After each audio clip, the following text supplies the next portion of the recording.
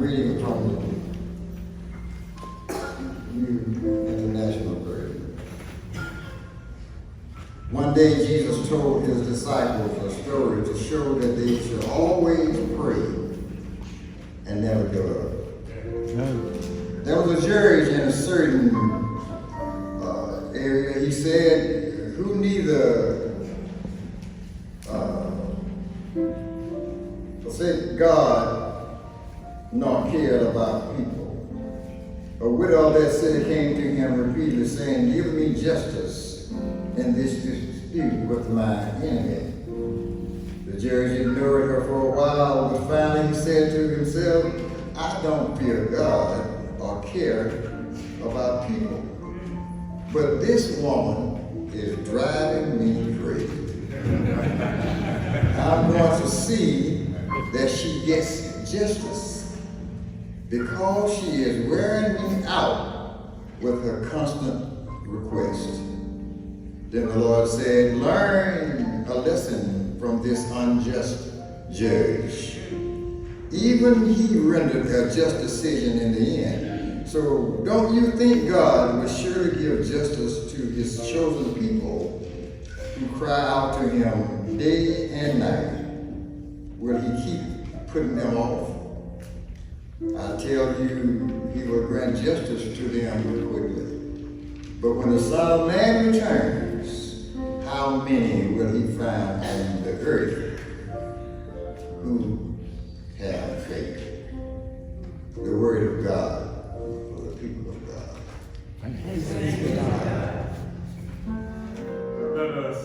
Let us pray.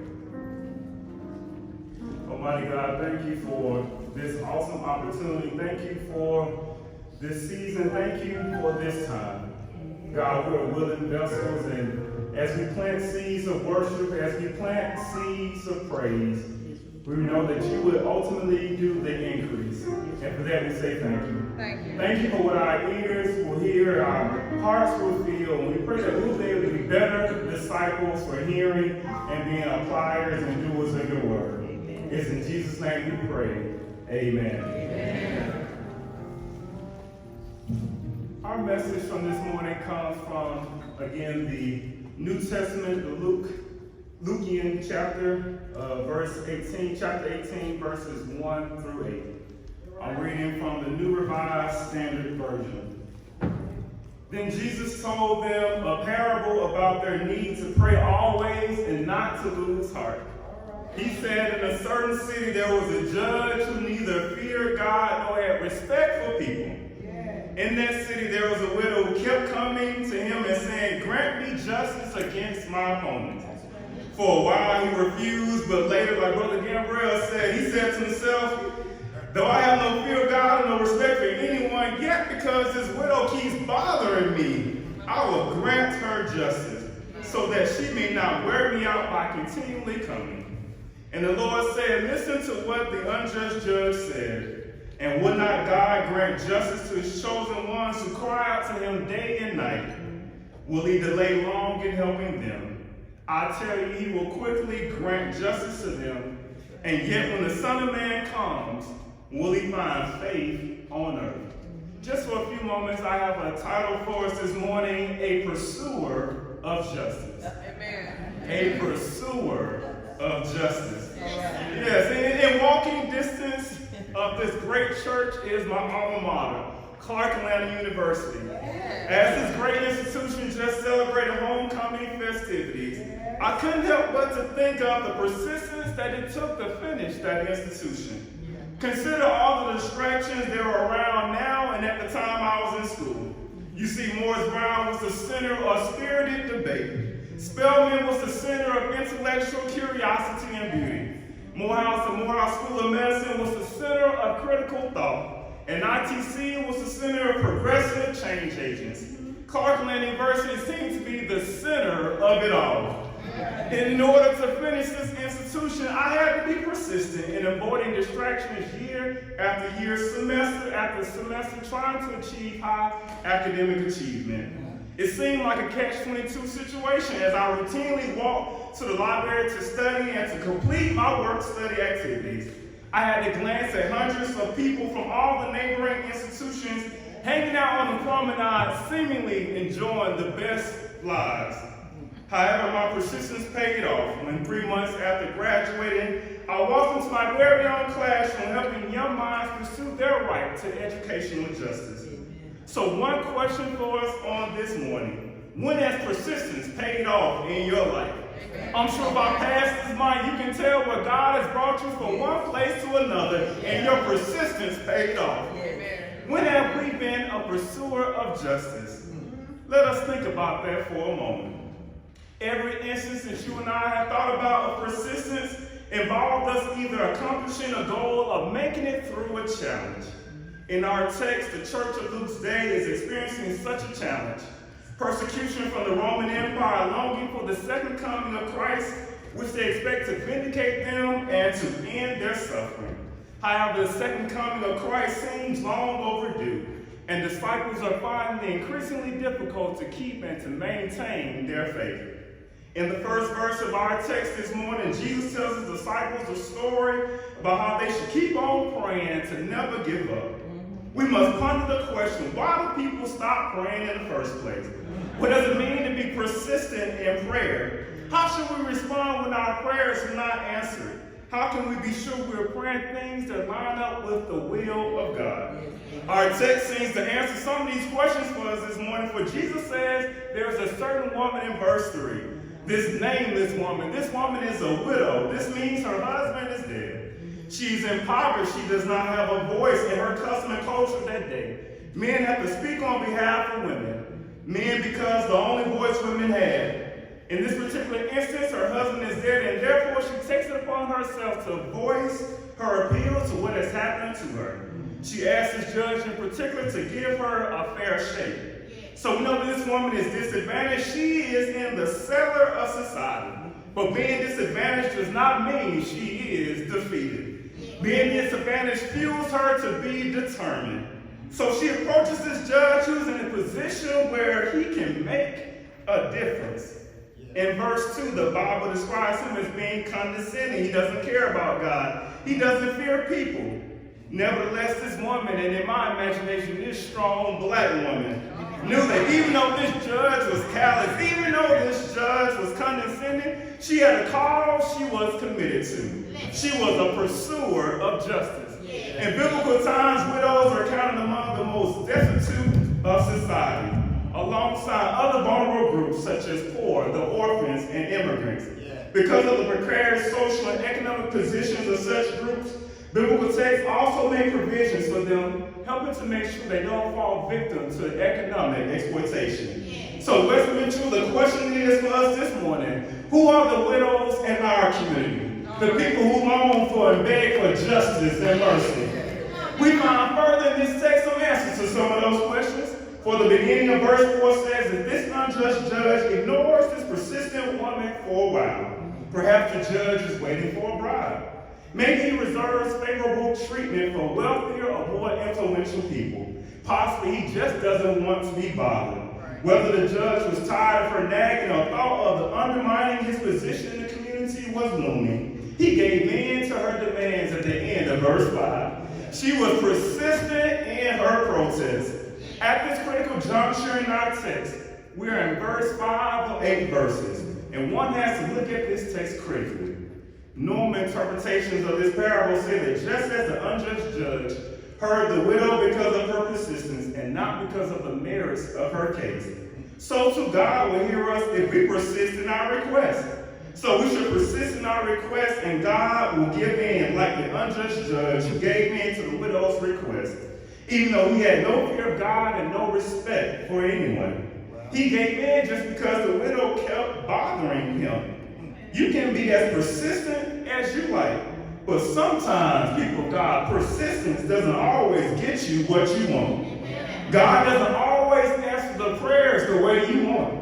I can talk about that because there have been some challenging, aggressive scholars in my classroom that I wish that they would leave real quick and in a hurry. But something happened and they stayed with me all 180 days of the school year.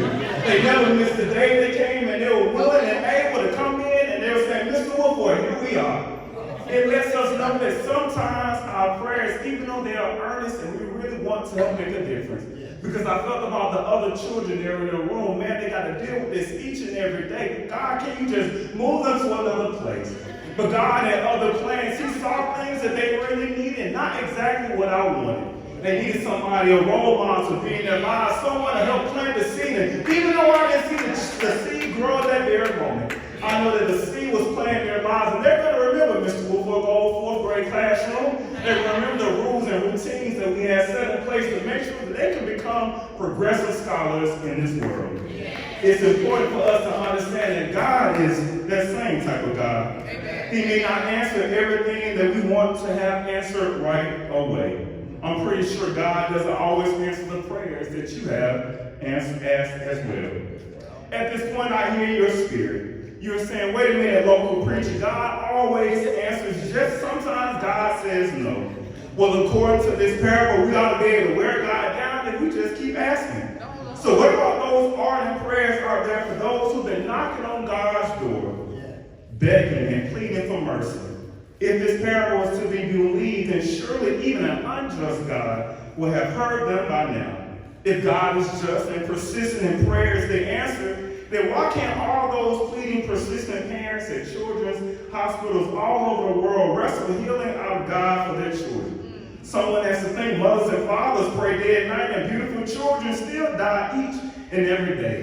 To those who insist that some deaths are God's will and we just have to learn to accept that, I'm still wrestling with that idea. A just God desires nothing but goodness and sound correction for God's children. God doesn't kill children. Diseases kills children. Wars kills children. Violence kills children. Mistakes kill children. Accidents kill children. So why doesn't God intervene? Doesn't God send bad things our way? God is not some kind of cosmic puppeteer up in the sky sending us trials and tribulations to build our character. God doesn't send bad things our way any more than God kills innocent children. The bad things that come our way come as a result of humanity's abuse of God's precious gift of freedom. God does not wish us harm. God wants only what is good. But when bad things come our way as a result of the brokenness of creation, our God does promise us to be with us in the struggle. Jesus will never leave nor forsake us. Prayer doesn't consist merely of us reciting our wish list. Prayer is about conversation. Conversation involves talking as well as listening. Prayer is about relationship, and relationship requires action. It's not enough for us to pray for God's reign, not enough for us to pray for justice and peace. It's not enough for us to pray for an end to hunger. It's not enough for us to pray that our salary man, NAMI, and student loan debt will just disappear out the face of the earth. It's not enough to nag God with our requests. God is calling us to get out and do something. Jesus compares God to the judge in verse 7. The real point of comparison is one of contrast, however. Like the pleading widow, our God cries out to us for justice. Yes, God does. Let me say that again. Like the pleading widow, our God cries out to us for justice. Like the widow, our God continues to pursue us. Prayer provides God with the means to enter our lives so that God can challenge us to change the world. Like the pleading widow, our God persistently cries out for justice, trusting that eventually we will hear God's pleas and begin to cry out for justice. God is justice and the pursuer of justice at the same time. I'm going to say that again. God is justice and the pursuer of justice at the same time. However, in verse 8, we see that Jesus ends us with a question. He ends us with a question of whether he will find faith at his return. Jesus raised a number of additional questions for us. How do followers not lose heart and maintain the faith in light of the fact that Jesus is not returning as soon as many of us would like? How are we to act if God's justice is not delivered according to our own timetable? How do we go on in the face of injustice if God's ultimate justice only arrives suddenly at Jesus' return? In response to such questions, the writer of Luke maintains that we should act like the widow.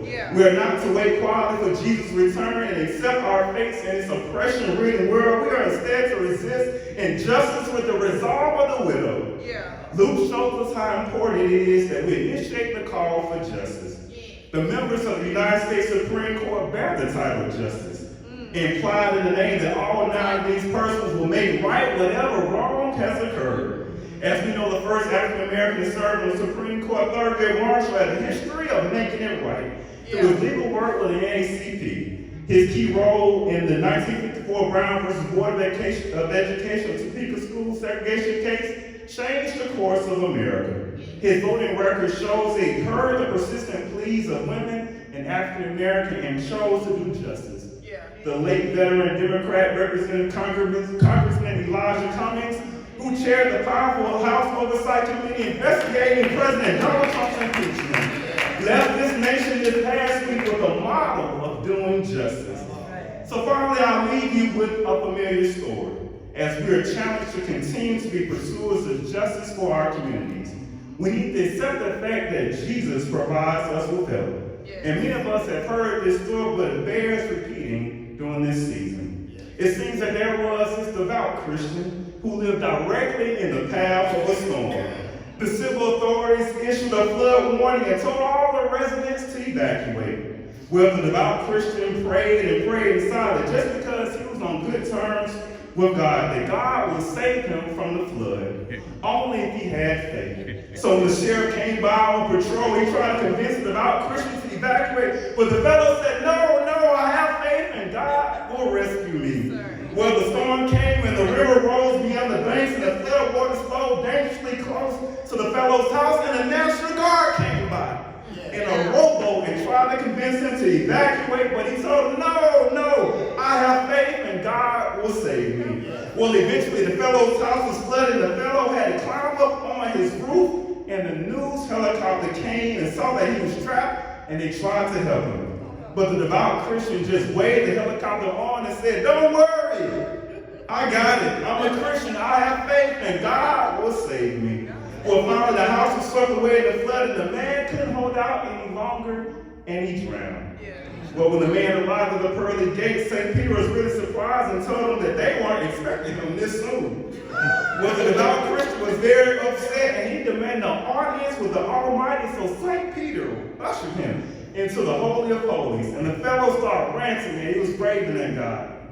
Well, God didn't take too kindly to the fellow's complaint, and let him know in no uncertain terms that God was sick and tired of this fellow's ingratitude after all God had heard his prayers, and God had sent the sheriff in a squad car, the National Guard in a boat, and the news media in a helicopter, all to save him, and still this fellow couldn't get up off his duff and do something. So as we stand in this church on this morning, where do you find yourself this morning? Who do you identify with on this morning? Do you identify with the unjust judge? The unjust judge is one who doesn't care about God, doesn't think that God can do anything, doesn't care about people. You have a position in society where you have resources, you have a job, you have a career, you have a family, and things are seeming to work out the way they want to work out in your favor. People are nagging you, people are begging you for mercy because you have the means to make a change in life. But you turn you away. You turn them away each and every day.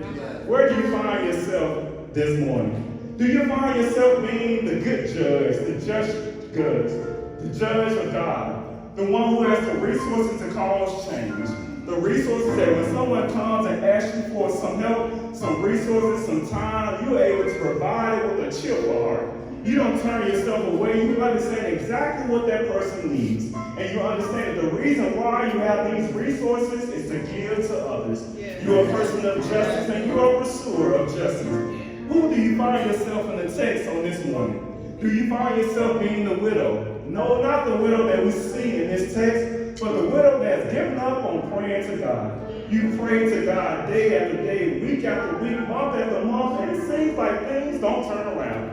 That job, that promotion that you were seeking didn't come through. That health challenge got you down and you seem to not be able to get back to where you used to be.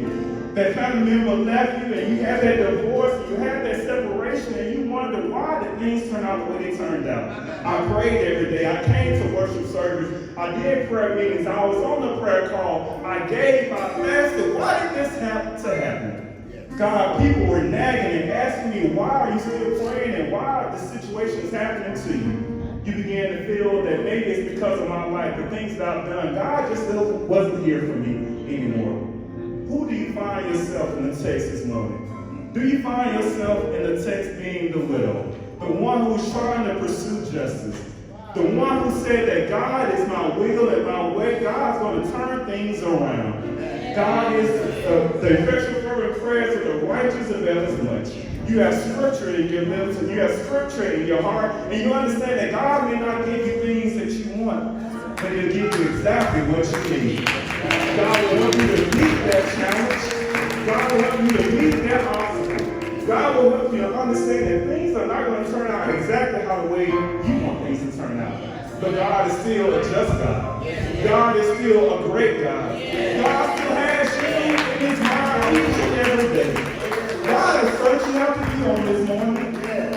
Is there one? Is there one who understands that God is searching for you on this morning? God wants you to know that sometimes when you think that you can't pray, God wants you to pray. Some people think that sometimes when I pray, God doesn't hear, but God wants you to know on this day that God hears your prayer. If our prayers line up with God's will, God will do exceedingly